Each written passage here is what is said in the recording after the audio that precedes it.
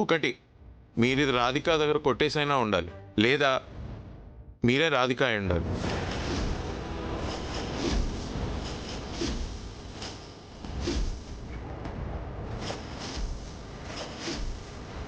తనే నా friend sir, Radhika కాదు. అయితే ఈ పెయింటింగ్ కూడా మీ ఫ్రెండ్ది కాదు.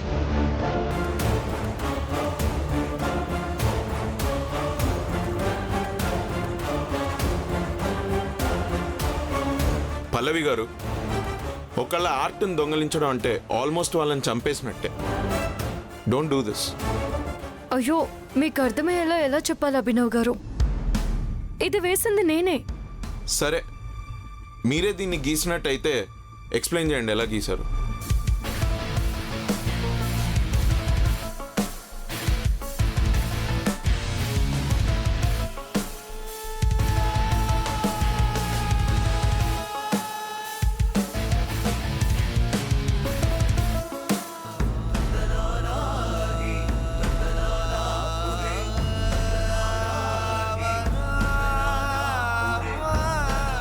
ఫ్యాంటాస్టిక్. సారీ పల్లవి గారు, మిమ్మల్ని తప్పుగా అర్థం చేసుకున్నాను. It's okay. కార్తిక్ గారు, ఈ లైట్లో ఈ పెయింటింగ్ని ఈ షేడ్స్లో పెయింట్ చేయగలిగేది నేను రాధిక మాత్రమే అనుకునేవాడిని. బట్ ఇప్పుడు ఆ లిస్ట్లోకి మీ వైఫ్ పల్లవి కార్తిక్ గారు కూడా చేరిపోయారు.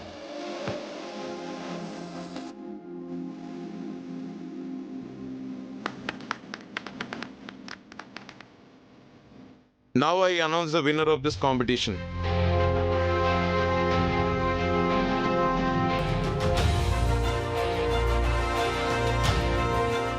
She is none other than Pallavi Karthik garu.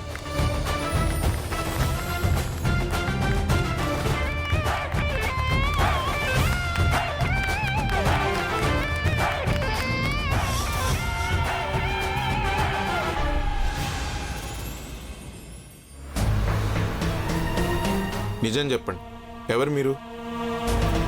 చెప్పాను కదా, నా పేరు పల్లవి, డిఎస్పీ కార్తిక్ గారి భార్యని. మాటలు చెప్పి ప్రపంచాన్ని మోసం చేయొచ్చు, పెయింటింగ్ వేసి నన్ను చీట్ చేయలేరు. మీరు ఖచ్చితంగా మా రాధికే. I'm sure about it. నేనే రాధికను, ఒప్పుకుంటున్నాను. కదా, నాకు తెలుసు నువ్వే రాధిక. మరెందుకు ఈ ముసుగు? ఎవరిని మోసం చేయడానికి? ఒక మంచి చేయడానికి.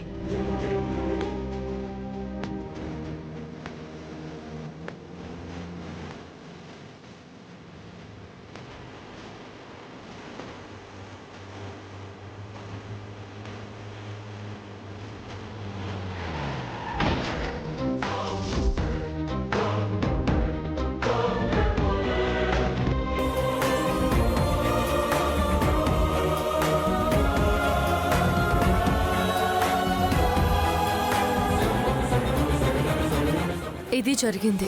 మీ కథ వింటుంటే ఒక డైలాగ్ చెప్పాలని ఉంది. ఏంటది? మస్తు షేడ్స్ ఉన్నారా నీలా.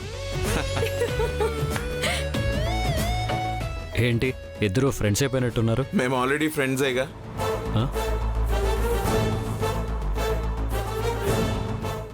అంటే షీజ్ అ పెయింటర్ కదా, she's a very good painter. పెయింటింగ్స్లో ఇద్దరి థాట్స్ ఒకటే, అలా ఫ్రెండ్స్.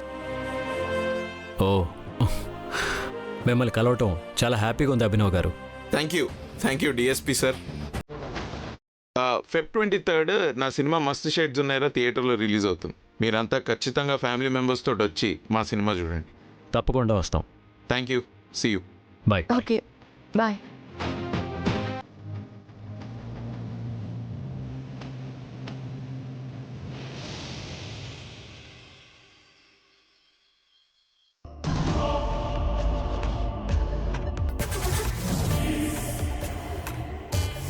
సకల మాట్లాడకు. ఒక్క పనైనా సమయంగా పూర్తి చేసావా? ఎప్పుడు చూసినా తిండి మీద ధ్యాస తప్ప అసలు నీ వల్ల నాకు 1% అయినా ఉపయోగం ఉందా? అంటే మాట్లాడకు. ఈ దొంగ పల్లవి మీద రివెంజ్ తీర్చుకోవడానికి, దీని బండారం బయట పెట్టడానికి ఆ దేవుడు నాకు అవకాశాల మీద అవకాశాలు ఇస్తూనే ఉన్నాడు. కానీ మీ వల్ల ప్రతిదీ ఫెయిల్ అవుతుంది. అసలు మీరెందుకు నాకు? అసలు ఎక్కడి నీ మొగుడు? అంటే ఆయన బయట. మాట్లాడకు. మీలాంటి వాళ్ళని పక్కన పెట్టుకున్నాను చూడు, నాది బుద్ధి తక్కువ. హలో,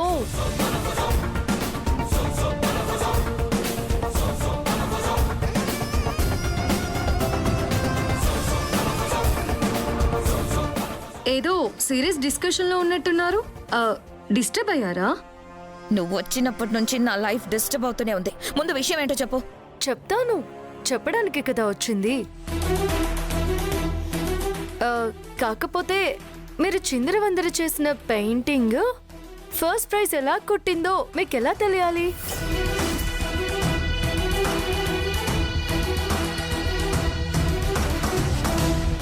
మేము చిందరవందర చేయడం ఏంటి?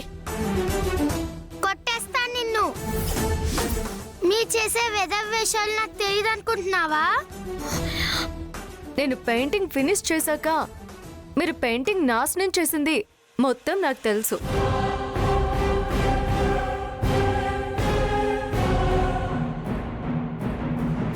మీరిద్దరూ చేసిన ఘనకార్యం గురించి స్వీటీ నాతో చెప్పింది కాబట్టి సరిపోయింది.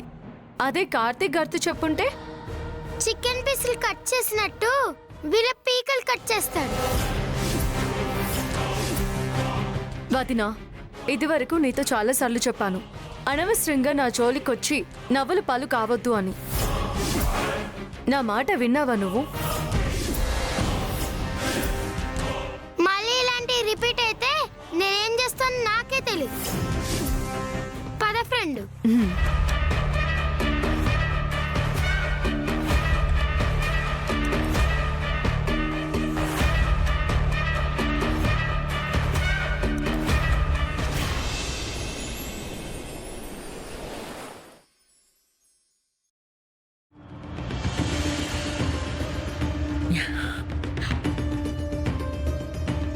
ఆ ఇంట్లో వాళ్ళ వాలకం చూస్తే పింకీని పూర్తిగా నమ్మినట్టే ఉన్నారు. కానీ ఆ పిల్ల ఏదైనా తేడాగా చేస్తే వాళ్ళు పసిగట్టేస్తారు. జాగ్రత్త పడ్డం మంచిది.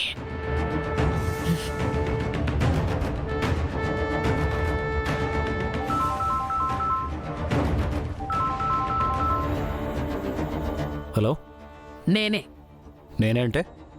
కాంచనవల్లిని. ఓ, అత్తయ్య గారు మీరా?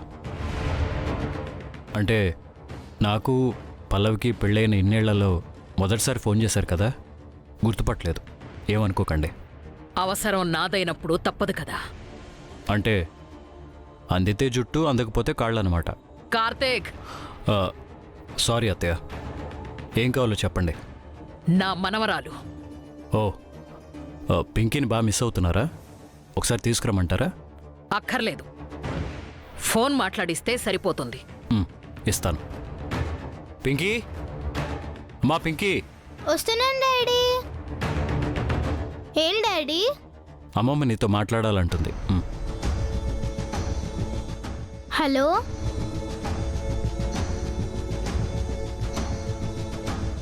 హలో అమ్మమ్మ.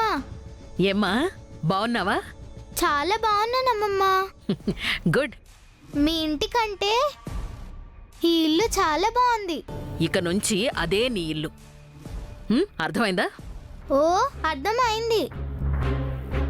నిన్ను ఎవరైనా ఇన్నాళ్ళు ఎక్కడున్నావు అని అడిగితే అమ్మమ్మ వాళ్ళ దగ్గరున్నాను అని చెప్పాలి. వేరే ఏం చెప్పకూడదు. సరేనా? సరే అమ్మమ్మ. ఆ ఇంట్లో వాళ్ళు నిన్ను బాగానే చూసుకుంటున్నారు కదా? చాలా బాగా చూసుకుంటున్నారమ్మమ్మ. ఏం అడిగినా ఇస్తున్నారు.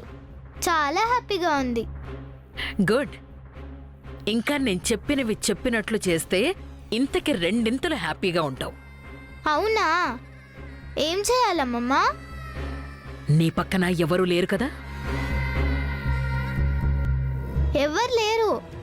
జాగ్రత్తగా విను.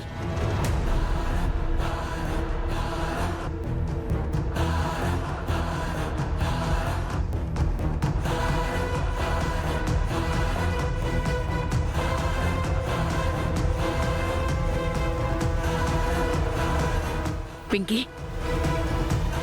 నేను మళ్ళీ ఫోన్ చేస్తానమ్మా. అలాగే అమ్మమ్మ, ఉంటాను.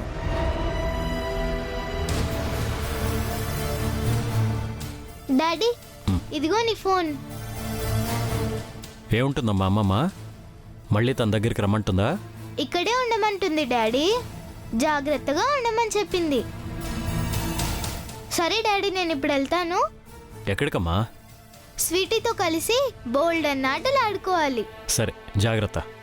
అలాగే.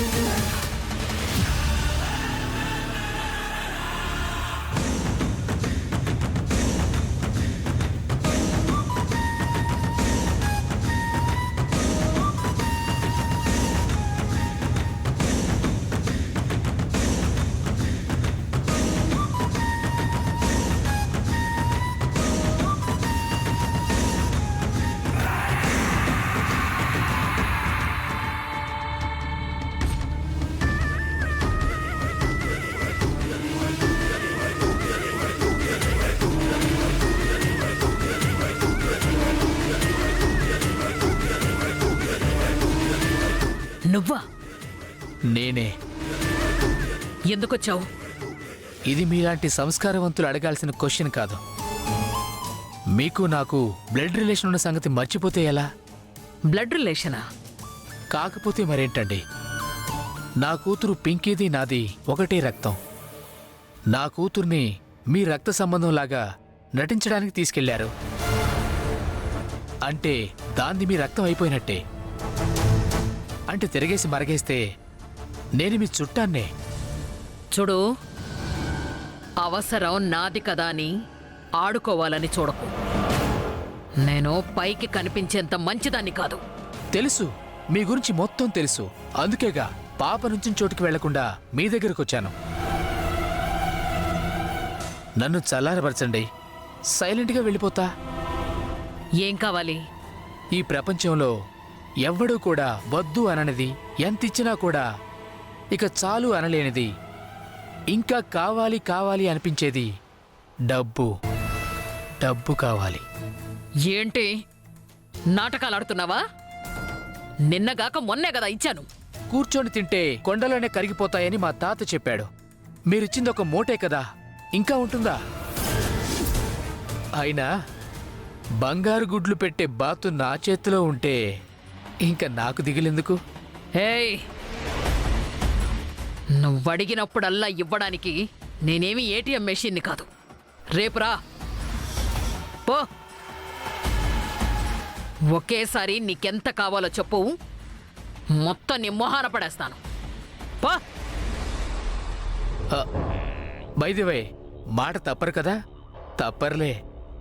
తప్పితే ఏమవుతుందో తెలుసు కదా? వస్తా.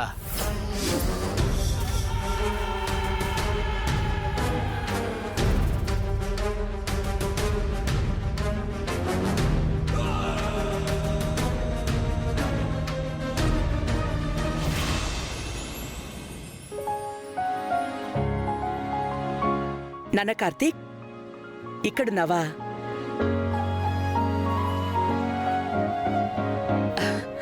నాన్న కార్తీక్, ఏం చేస్తున్నావు నాన్న?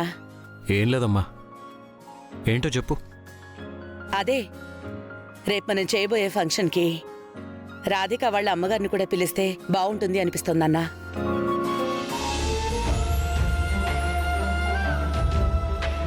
పాపం రాధిక దూరం అయ్యాక వాళ్ళు బాగా డిస్టర్బ్ అయ్యారా. ఇలా మనం దగ్గరికి తీసుకుంటేనైనా కాస్త రీఫ్రెష్ అవుతారు. ఏమంటావు? ఇదే కరెక్ట్ టైం. ఆయనతో పాటు నేను కూడా వెళ్ళి అమ్మ వాళ్ళని చూసి రావాలి. సపరేట్గా వెళ్దామంటే అసలు కుదరట్లేదు. అవునమ్మా, నేను అదే అనుకుంటున్నాను. ఇప్పుడే వెళ్ళి ఫంక్షన్కి ఇన్వైట్ చేసి వస్తాను. ఏమండి, నేను వస్తాను. ఎక్కడికి? అదే రాధిక వాళ్ళ అమ్మ వాళ్ళ ఇంటికి. వెళ్ళి ఇంకొక గొడవ పెట్టుకుని వస్తావా? ఏం అక్కర్లేదు, నువ్వు ఇంట్లోనే ఉండు. కార్తీక్ వెళ్తాడు. అత్తయ్య, అలా అనకండి. రాధిక ఫ్యామిలీ అంటే నాకు ఫ్యామిలీ లాంటిదే. పైగా అప్పుడప్పుడు వెళ్ళి కాస్త కుశల ప్రశ్నలు వేస్తే నా మీద ఉన్న కోపం కూడా పోతుంది కదా.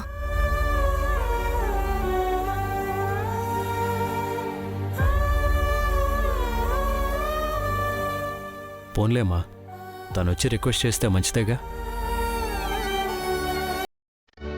పైగా తను ఎలాంటి వాళ్ళనైనా ఇట్టే కన్విన్స్ చేసేస్తుంది. నువ్వురా వెళదాం.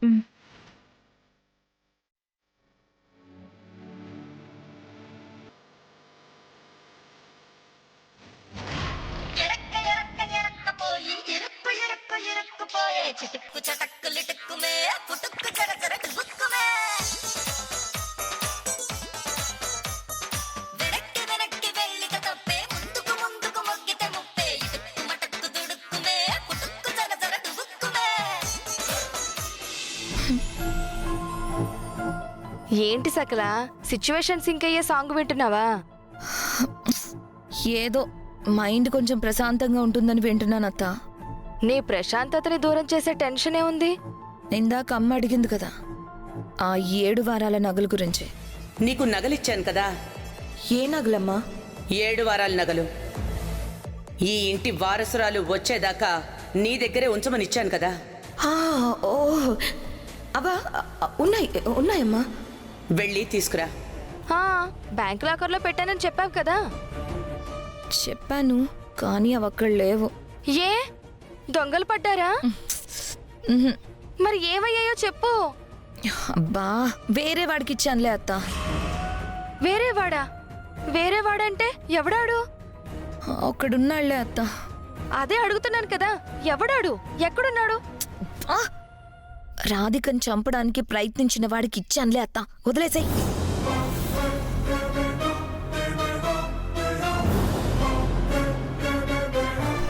ఏంటి, రాధిక నువ్వు చంపించావా? ఏంటత్తా గట్టిగా అరుస్తావెందుకు? ఏం నువ్వు? ఎవరైనా వింటే? ఏంటి, రాధికని నువ్వు చంపించావా? అటెంప్ట్ చేశానంతే, కానీ ఆ దొంగ మొహంది తప్పించుకుంది. ఎక్కడో అజ్ఞాతంలో ఉంటూ నా అంతు తేలుస్తానని వార్నింగ్ ఇస్తుంది. సకల, నీకో విషయం చెప్పనా? ఏంటది?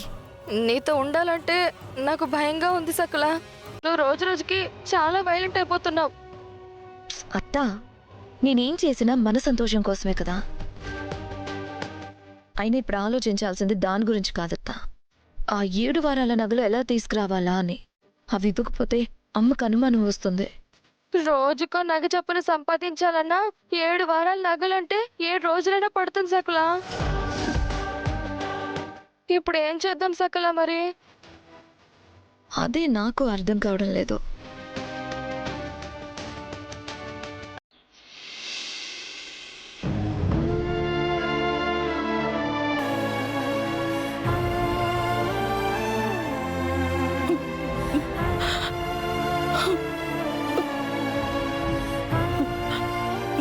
అమ్మా, నేను మెడికల్ షాప్ దగ్గరికి వెళ్తున్నాను.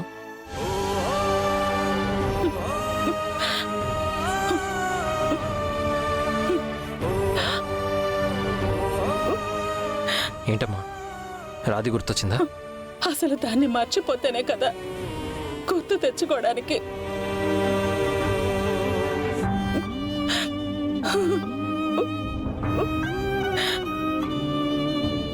రాధే వయసులో మనకన్నా చిన్నదైనా ఒంటెత్తు బండిలా ఈ కుటుంబాన్ని నడిపేది. ఏ లోటు రాకుండా చూసుకునేది.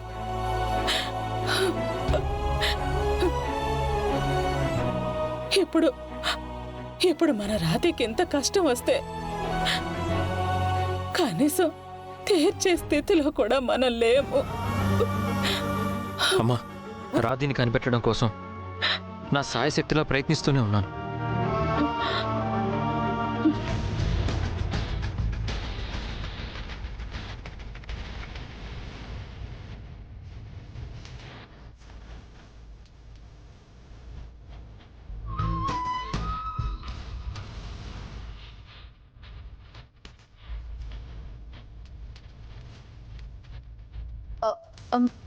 ఆగండి, ఎందుకు వచ్చారు?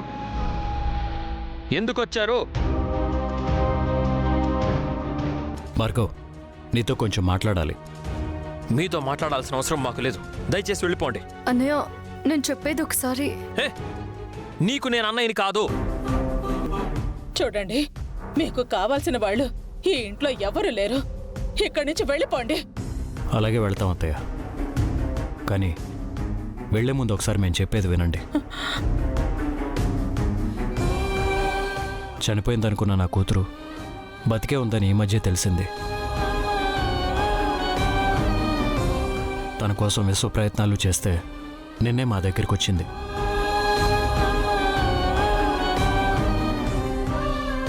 అందుకే తను అందరికీ పరిచయం చేద్దామని చిన్న పార్టీ అరేంజ్ చేశాం. ఆ పార్టీకి మిమ్మల్ని కూడా ఇన్వైట్ చేయడానికే ఇక్కడికి వచ్చాం.